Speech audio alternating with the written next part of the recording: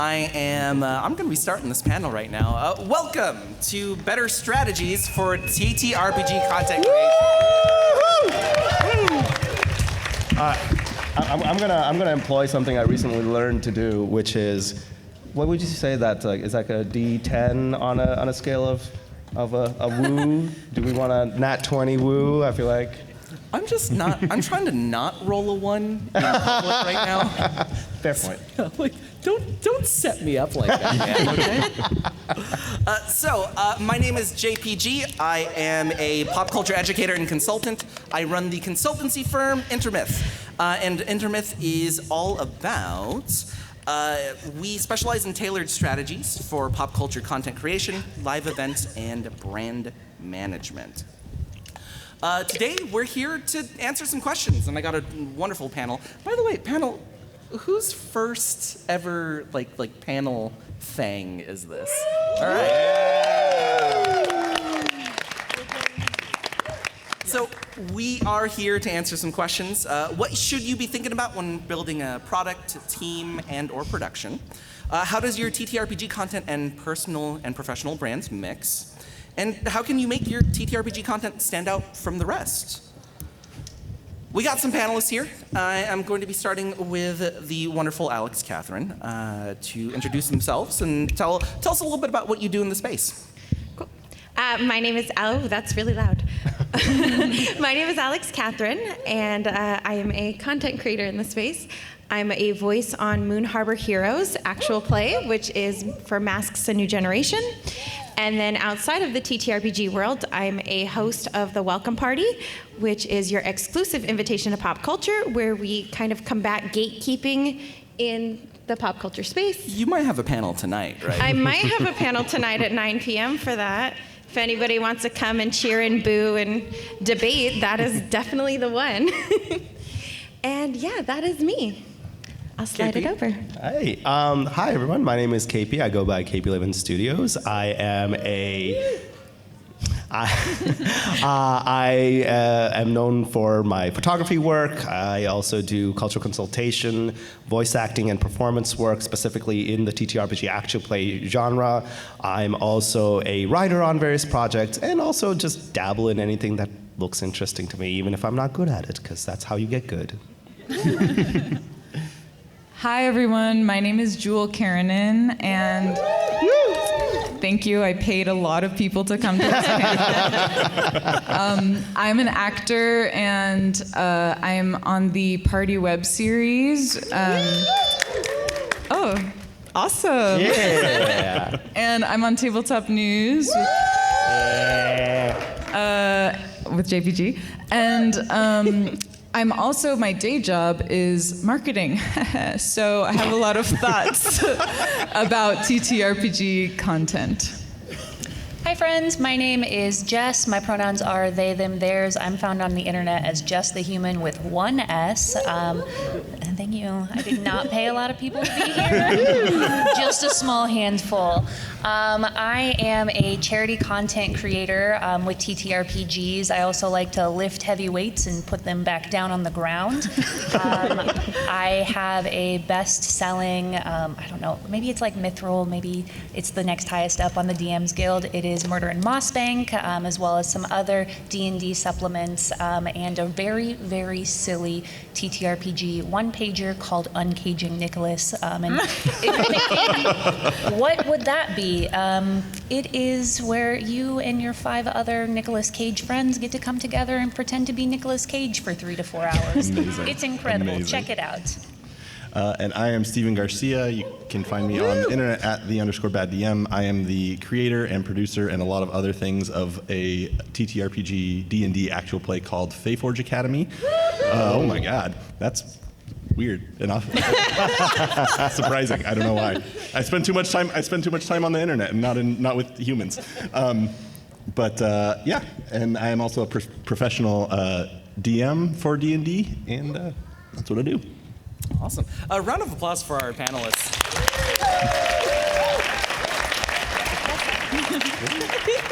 So in my consulting life, I personally think that, well, first and foremost, if you are producing content and you come to a consultant for a little bit of help, that is a gigantic green flag. And I want to always put that out there because that means that you want to take your content to the next level. Now, I would say, though, that whenever I have these types of meetings, there are three issues that always come up whenever somebody is struggling to reach that next plateau.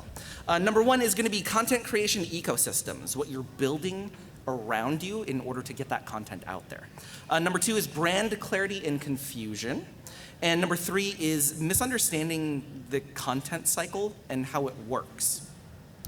So, first and foremost, for the first section, this is called It Takes a Village, and not the one you're trying to save from bandits. So this is all about building content creation ecosystems. First and foremost, I wanted to ask, I wanted to start with Jes first. So what compelled you to create TTRPG content in your chosen medium? Knowing specifically that a lot of us know you here for a lot of charitable tabletop content and one-shots. Yeah, absolutely. So in my day job, I am a professional fundraiser, and in my nighttime / being on Twitter, I am also a professional fundraiser. The work never stops. So it was really important to me when I learned, maybe about 5 years ago, that through tabletop content creation that you can also make that into charity streaming, and I was like, oh my God, I can marry my career with my interest. This is a dream come true.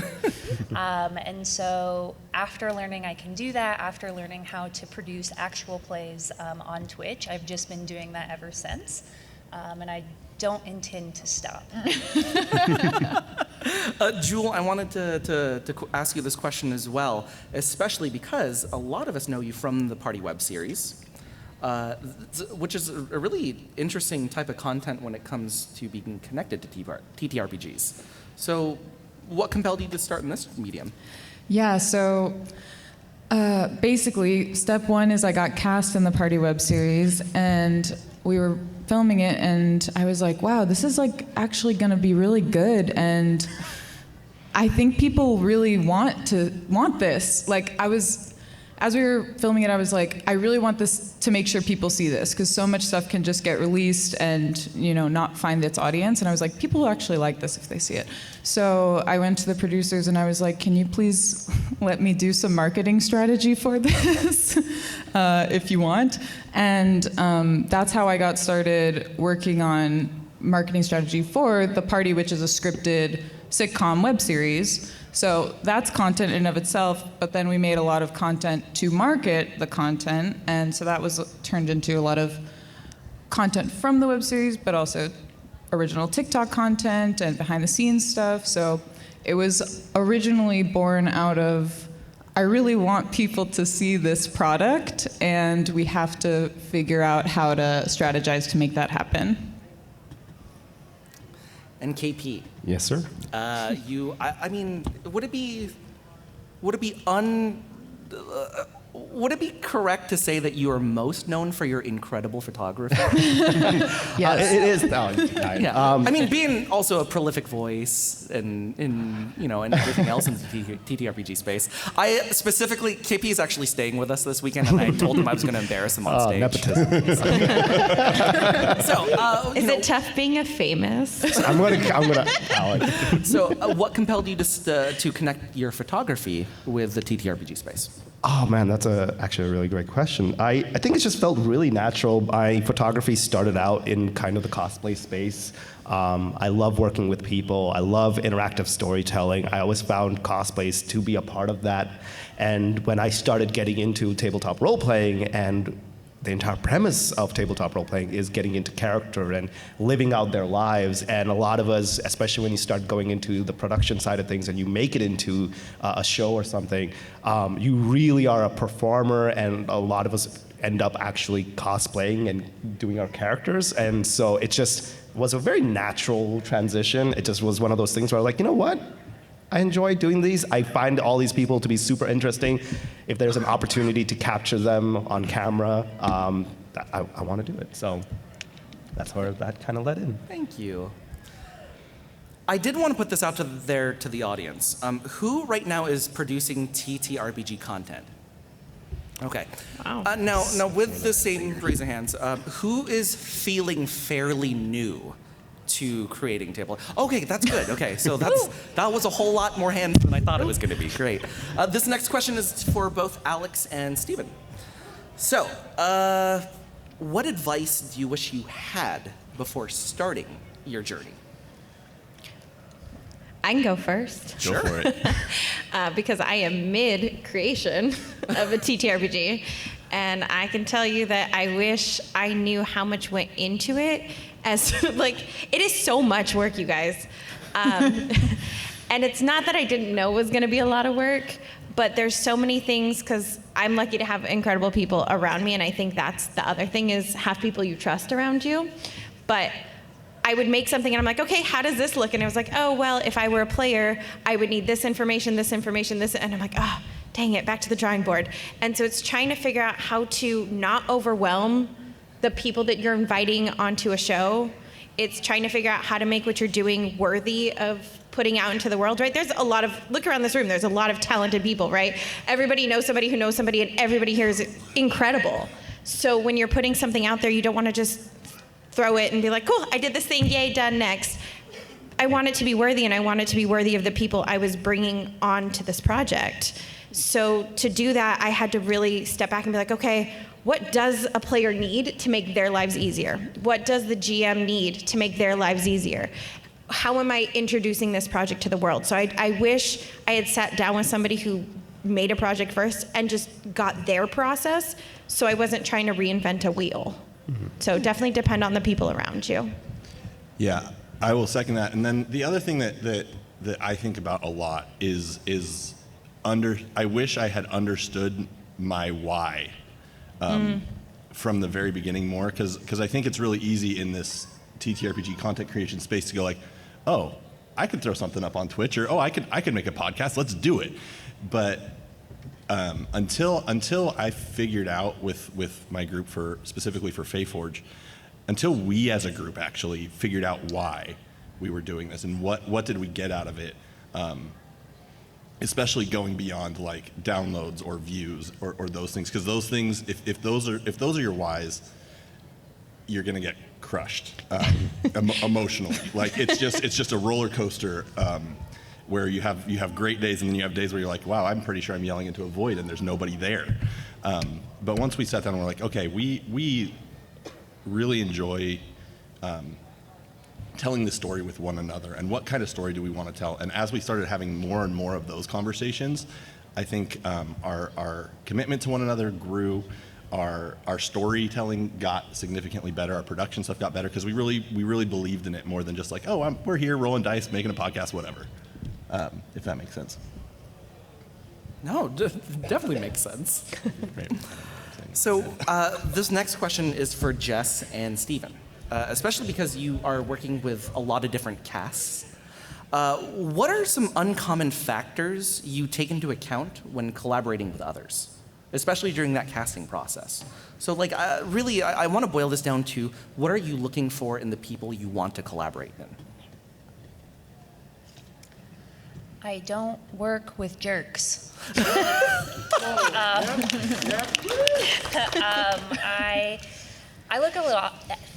I look at a lot of different factors when I am looking for folks to ask to come to my charity one-shots that I host every month, as well as my Chuck's charity stream events that I do probably a couple times a year.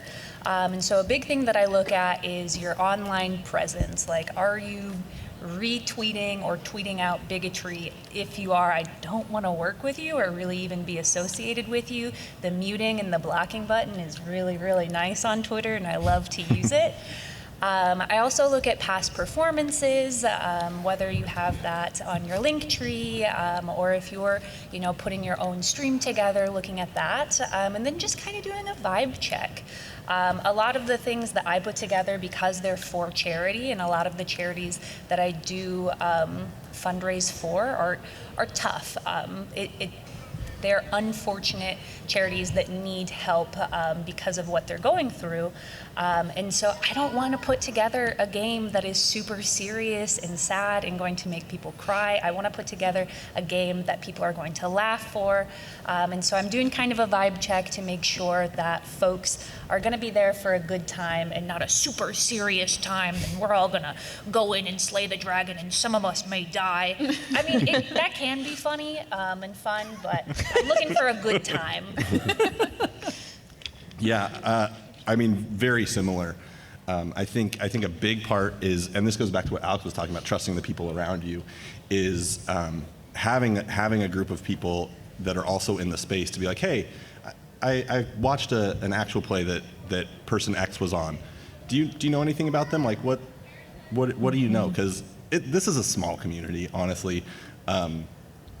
Once you start getting into the production side of actual plays, eventually you bump into people, or you bump into someone who knows someone, and so a big part of it is that I think there's of the vibe check of do you fit in?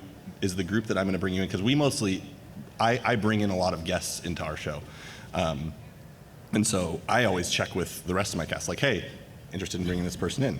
What are y'all's thoughts? And there have been times where someone's like, hey, I'm just not totally comfortable, and so that shuts it down right away, right?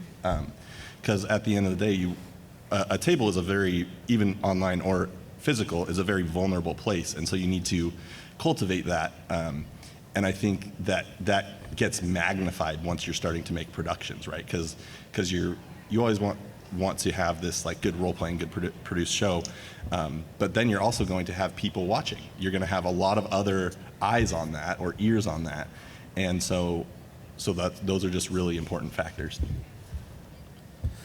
Jewell, this next one is for you first, and then I'm coming for KP and Alex to answer this as well. But what production strategies have shown some tangible results for you? Before D&D, you can make TikToks with your friends. That's a really serious production strategy.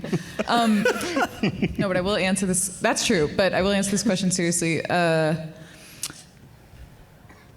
Decide what content you're going to put a lot of effort and hours and time into, and make sure that's really important to you artistically, and just make sure that the amount of effort and hours what my experience has been, if you know what you want to put a lot of execution time into, then you can know what you want to put a little bit of execution time into. So, like, for example, in the Party web series, that's a show that's already fully produced. They put a ton of time, energy, labor, money into that. And then we had X amount of money, time, and labor left to make marketing content about it. So we really pulled a ton of content straight out of the show to use as marketing, because that was already done. And then there's another part of that, which is like making behind the scenes content, making fun TikToks for trending moments. And that is like, you don't want to be spending too much money and time and energy on that, unless you want to and it's fun for you. But it's about like knowing the balance between them. So I guess to answer your question, Make a TikTok. Make TikToks. Oh no! But the right TikToks. Or don't make the right TikToks, because if you didn't spend 4 hours on it, it doesn't matter. Sometimes you do though, and that's fine too. But yeah, I think as far as production strategies, you have to figure out what you need and what you want to make. But then behind the meta thing behind that is, how do I want to produce this? Do I want to do this top notch, or do I want to do this run and gun DIY with just the people who will do it with me for free? I think that's really helpful to figure out beforehand. Yeah, this might be a little bit harder of a question for me, simply because I am coming in, approaching as the performer side of things. I don't tend to be the one that has a deciding factor in who gets hired on. However, as a performer, the things I look for in a production, and whether I decide if I want to be a part of it, and it goes back to similar to what Jes was saying, is who are the people at the table? Are they people that I can vibe and gel with? And most importantly for me as a POC person coming in the space, what kind of stories are we trying to tell at this table? And if it's a story that is, in my opinion, something I feel is going to be very generic, or something that I've seen, or is very common in the space, and hopefully I'm not going to make anybody uncomfortable by saying this, but a space that is primarily very cis male white centric. If I'm going to be part of that table, am I a token POC player? Is there other folks in that? Mainly because I am also a cultural consultant, and I really want to make sure that the stories that are being told are unique and represents the type of stories I would wish to be told, and not just as a performer, but as just a viewer myself. Like, seeing those kind of stories, I think, is very powerful and empowering, and really inspiring for a lot of other folks that don't get these opportunities to look up to that and be like, oh, hey, this guy's doing it, this table is doing it, they're telling stories that I can connect with, maybe I can do something like that too. So that's kind of what I like to do. And then when I have that kind of a table, it makes it very easy for me because to help promote it, especially because one of the things about, you probably all know, this space is small, but it's also very saturated. There's constantly productions happening all the time. So it's a critical question to ask yourself, what is it that's setting my show apart? What is it that's setting my table apart? Why is my story worth someone spending an hour, 2 hours, 3 hours, 4 hours of their time, sometimes weekly, to come and watch? And so when you have all those mapped out, and identify why your table is unique. And it doesn't have to be something extravagant. It could be something very simple. I think you'll find that a lot more people would be interested in wanting to watch that show and be participants in it and try to promote it themselves. And it makes that marketing process and the promotion process a lot easier because you're not going against the tide. You're going to have a lot of goodwill wanting something like that to succeed and pushing it forward. Alex, anything to add? No, I'm just kidding. No, definitely. I'm going to tie in with Jewell a little bit, actually, which is know your social media. Mm-hmm. Because every platform is so different. And I know as somebody who, if you look at my social media, this probably doesn't follow those rules. But know what the social medias do and how to use them. So when we're talking about Instagram, you want to make something that's a little more curated. When you're talking about Twitter, it's a little more instant. Snapchat is behind the scenes. TikTok is catching trends. You don't want to be posting the same thing on every single platform because they don't work the same way. So when you're trying to put your content out there and you're in the production part of it, you want to have a game plan of what you're going to be making and where you're going to be posting it because you have those bodies in the room then. The last thing you want to do is be like, hey, I just realized we didn't get a picture with you and we need it for Instagram. Have a plan. I know we're going to be posting 5 episodes, so I want to get 5 different pictures of you, and those are going to be going on our Instagram. And then I want to make 5 different videos, some of them promo, some of them behind the scenes, some of them fun and silly. Let's try to catch a trend, or hey, this is coming out, we want to do this thing we've been seeing in other TTRPGs do, so we're picking it up and catching the wave.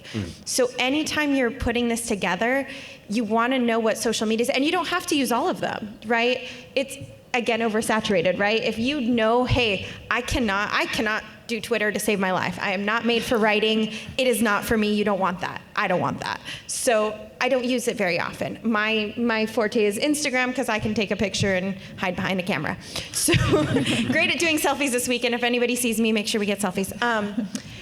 But you want to know what you're going to be putting out there and have that plan ahead of time so you're not doubling your work later. So that would be my biggest piece of advice. KP had mentioned a little bit about differentiation. I wanted to talk about brand differentiation in our next section. Fighters and barbarians are basically the same thing, right? So talking a little bit about brand, I'm throwing this back to Jes and Steven right now for this next question is actually, I should probably define what a brand is at this point. A brand the hard definition is a product, service, or concept that is publicly distinguished from other products, services, or concepts so that it can be easily communicated and usually marketed. Jes and Steven, What does having a brand mean to you? Oh no. Honestly, so Fae Forge has been around for about 4.5 years, and I would say that's a question that I still don't have a full answer to. Well, that's why my business exists, man. Well, maybe we'll have to talk later. No, I think it, in part because it's evolved in ways that I didn't necessarily expect it to. So I think what I do find valuable about when people talk about our show and stuff is, one, I want it to be somewhere that feels magical, that feels that evokes emotion from when I was a kid. I tell stories by how I feel, like right. I can feel it right there, and I want people to take people on that journey with me. I also want it to be a place where, when people hear the word Fae Forge, they know that it's a place that the stories that are being told are making our world in one way, shape, or form better. And so when I think of branding, it's really what I want other people to think about when they hear who we are, what our show is, what it's about. Ditto. So in terms of myself, like, I am my own brand, which is like, ooh, that's weird to think of and say out loud. But I guess for me, I have branded myself in many different ways over many different years. And I'm always trying to kind of figure out the things that stick. I've tried things that I like but don't necessarily have stuck.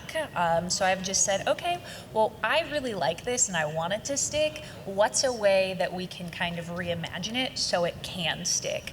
And I've been doing that on Twitter for the past 5 years now. And as of right now, my brand is charity TTRPG work. So much, in fact, that I think that people don't actually invite me to their games if they're not charity related. Please invite me to your games if they're not charity related. I just want to be a funny little guy. My second part of my branding is, again, lifting heavy weights and putting them back down again. And my third part of my branding, and this was very random how it happened. I did some good morning tweets, like good morning to people who like One Piece and to them only, and people liked them so much that I wake up every morning now and I write a good morning tweet for y'all. So yeah, I just like Steven said, like, it's changing. It's what I want people to associate with me, and it makes me feel good that y'all have associated charity work with me. So thanks. Yeah. KP, did you want to answer this one as well? Yeah, I just wanted to. I think you guys both kind of almost like you mentioned it or like talked about it, but I think you really hit the nail on this in that consistency, at least to some level, to some extent, of a period of time that people can then associate you with that thing is very important. It could be everything starting from a logo or an image of you, whatever that case might be, its presence across multiple platforms if you're planning to use multiple social media, and ensuring that people can recognize you across those things. So if you have, for example, a name on one platform, but it's a completely different name on another one, people are going to have a hard time matching that consistency, and so that might affect how people remember you. It's things about like, what do you represent? Charity streams, childhood memories, right? And in my case, my culture, Indian culture, I try to use that and incorporate that into everything I do, and also photography work. So that's kind of my branding. And you guys do consultation work and all the fun stuff, on the acting side and marketing. So having all of that consistency that people can look at and be like, I recognize that person from something. And I know that every time I see them, I know what to expect to a certain extent. I mean, there's always room for surprise. There's always room to improve and do something different. But having that consistency, I think, really helps with proper branding. Otherwise, people are just going to forget you. They're going to get confused, and it's going to be very tough to maintain an audience unless your brand is, once again, you as an individual and a personality. Jess touched on this a little bit as well, but Alex, I wanted to ask you, how did you decide on the right brand for you? Oh, you threw that to me because you know what I've done. Yes. Okay, so my shame, thanks so much, is when we first started this as a radio show. Hi, Cole. Geeks Say What? The three of us at Cal State Fullerton. I had this stupid idea of branding myself very similar to Alex from Wizards of Waverly Place, which was like this, I don't care and I'm gonna dump on everything you like, but secretly I kind of like it too. It was awful and it was confusing and mistakes were made. And I definitely changed that up. But what made me change that was my experiences in this space. As I was trying to step into the pop culture world, all of a sudden I was hitting all these walls. It was like, oh, you're a woman, you can't be into that. I'm like, well, why not? It's cool. And then I'd turn around and I'd be like, oh, what is this? Like somebody mentioned Doctor Who, and I'd be like, oh, what's Doctor Who? Oh, you've never seen Doctor Who? And then they just exit from the conversation instead of, oh, Doctor Who is X, Y, and Z, and you can start here, here, or here. What a different experience I would have had if somebody had just told me where to start, what to do, what I can expect. And that's really where my brand formed, was my own experiences of just wall after wall after wall. So I created, we created Geeks Say What, which was 15 iterations later is now the Welcome Party.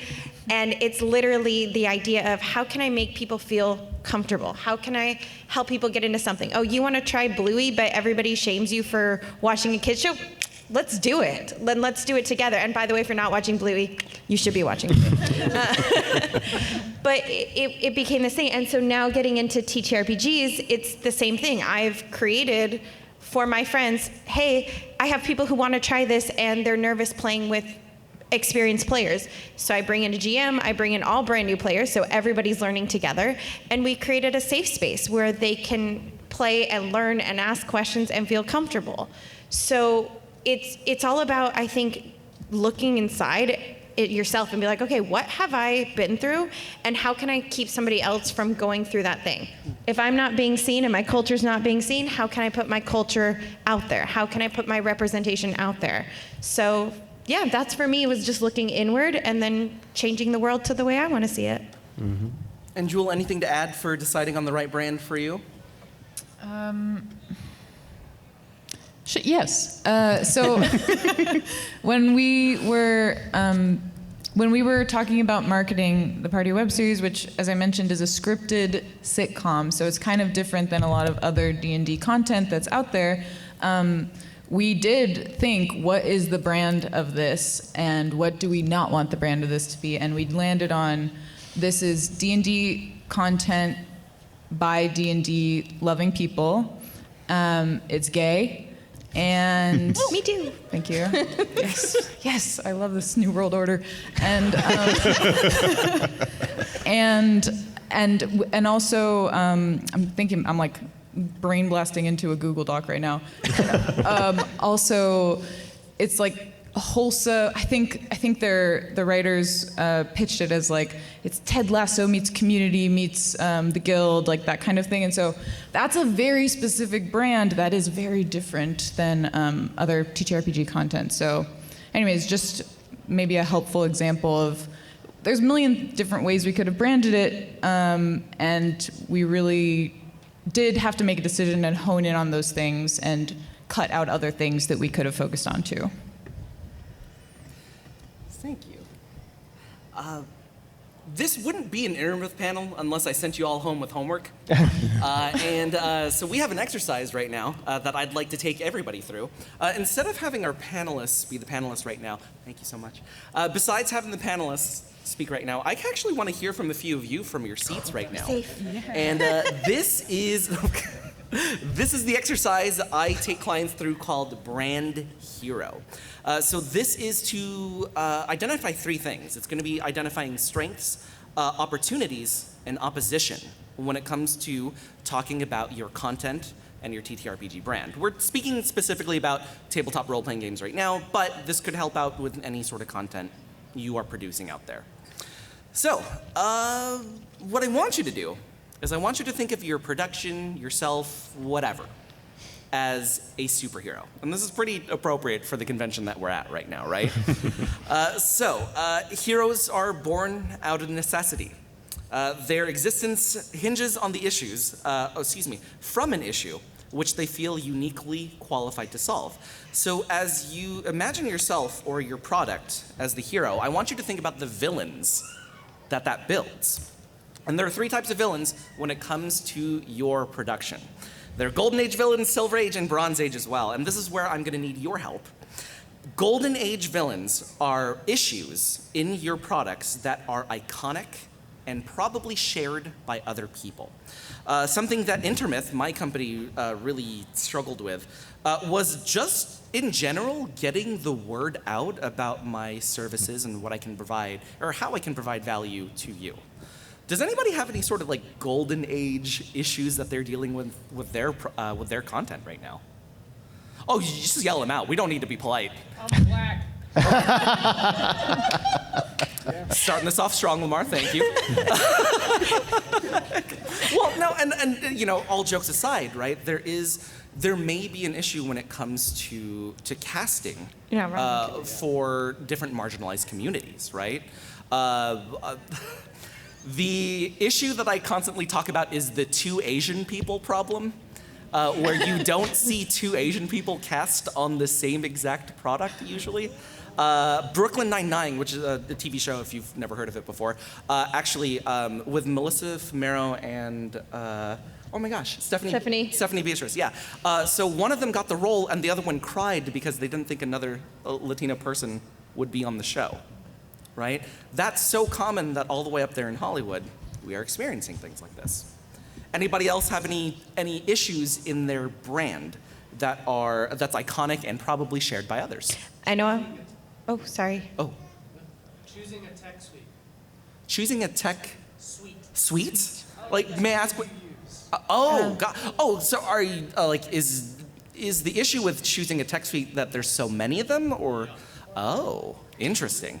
I am terrible with technology. Just plugging this in, I needed Brian's help back there. So.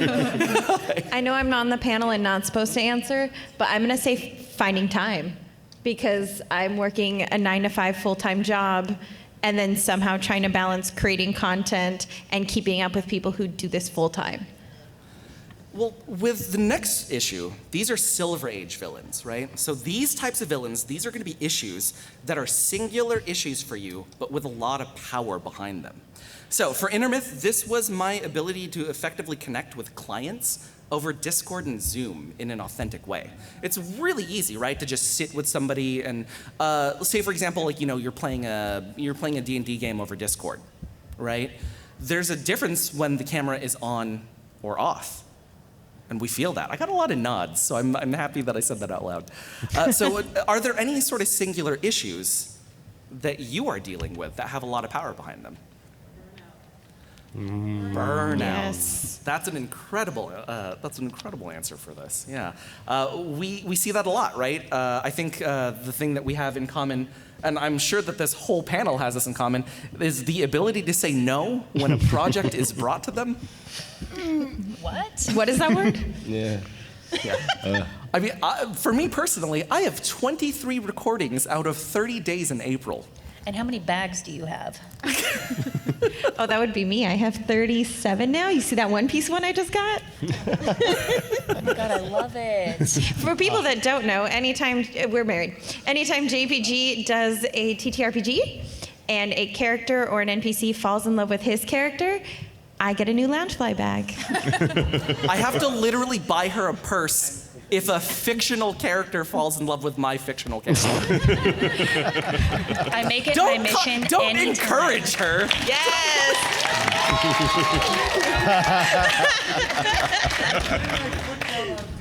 Oh my God. Which means if you see him doing a stream, a charity stream, anything, donate for a character that will fall in love with his.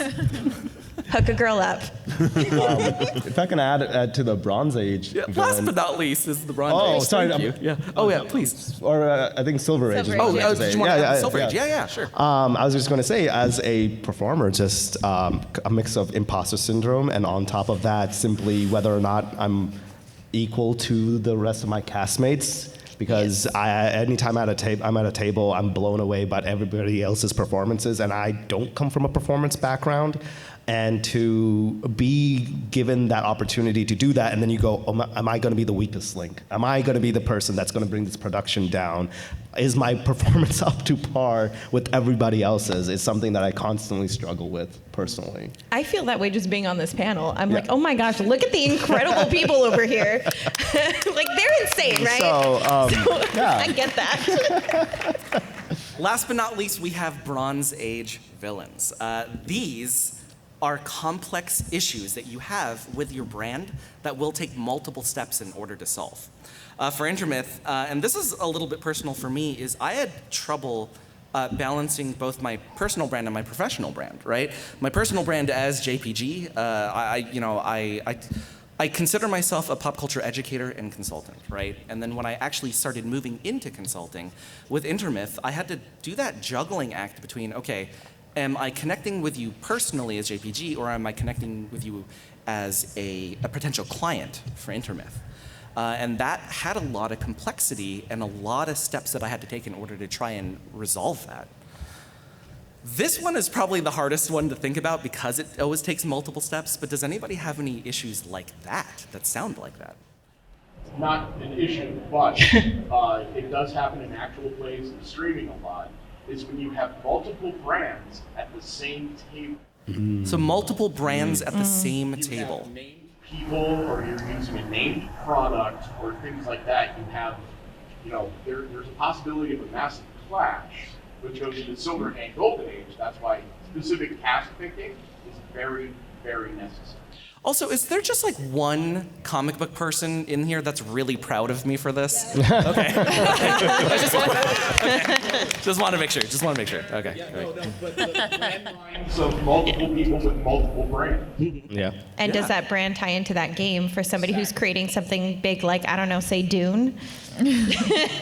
Now, my apologies, but for time, there is one last section. I usually call this prepping for the fight of your life. Please raise your hand if this is the first time you've seen this, which is the content creation cycle, or the content marketing cycle, excuse me. Okay, great. I want y'all to take a photo of this, but this is actually a clear photo as well. This is going to be one of the best tools that you can use when it comes to marketing your brand and your content.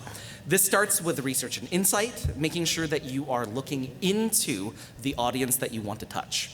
Goal setting, you always want to set up SMART goals or small goals. Small goals are for that emotional feel, SMART goals are for those longer term goals. Content strategy, content creation, and content creation is where I need to be very clear, that's the reward. Don't ever feel like you're like, oh man, I have to make another video or this or that. That's the reward at this point. And that's the mindset I always have to switch with clients as well. Content curation, that's gonna be other content that is connected to yours that you are posting as well. Distribution, how you're getting it out there, especially through free social media channels. And last but not least, engagement. You want to figure out what type of engagement you want to receive. Is it people arguing with you on the internet? Is it people uplifting you? Things like that. Everybody got a photo? Perfect. All right. Last but not least, my company, InterMyth. You can find all of our consulting information at intermyth.org. Once again, we build tailored pop culture content creation strategies, and especially for live events, brand management, and all that. And these are some of the services that we provide as well. And last but not least, thank you so much to all of our panelists here. I have all of their social media listed here, so if you want to take a photo of this as well in order to follow them. And by the way, thank you to WonderCon and Comic-Con International. Brian especially, thank you so much for all the help back here as well. You always want to celebrate the volunteers that are helping us out for this.